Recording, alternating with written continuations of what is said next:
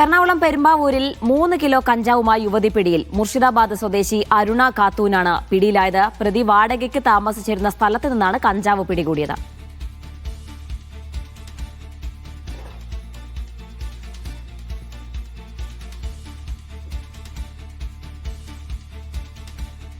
നിതിൻ സേവ്യറുണ്ട് വിവരങ്ങൾ നൽകാനായി. നിതിൻ, ഇവർ കഞ്ചാവ് വിൽപ്പനയ്ക്ക് എത്തിച്ചതെന്നാണോ, എന്താണ് പറയുന്നത്?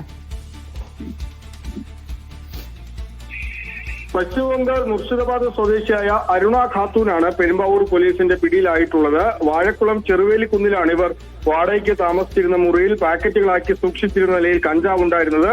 ഇതര സംസ്ഥാന തൊഴിലാളികൾക്കിടയിൽ വിൽപ്പന നടത്തുക എന്ന ലക്ഷ്യത്തോടെയാണ് ഈ പ്രതി കഞ്ചാവ് സൂക്ഷിച്ചത് എന്നാണ് പോലീസ് പറയുന്നത്. പെരുമ്പാവൂർ പോലീസിന് ലഭിച്ച രഹസ്യ വിവരത്തിന്റെ അടിസ്ഥാനത്തിലായിരുന്നു ഇന്നലെ രാത്രി പരിശോധന നടത്തുന്നത്. സ്വകാര്യ പ്ലാസ്റ്റിക് കമ്പനിയിലെ തൊഴിലാളികൾ താമസിച്ചിരുന്ന കെട്ടിടത്തിലെ വാടക മുറിയിലാണ് ഇവർ താമസിച്ചിരുന്നത്. ഇവർക്ക് കഞ്ചാവ് ലഭിച്ചതിന്റെ ഉറവിടം എവിടെ നിന്നാണെന്ന് പോലീസ് അന്വേഷിക്കുന്നുണ്ട്.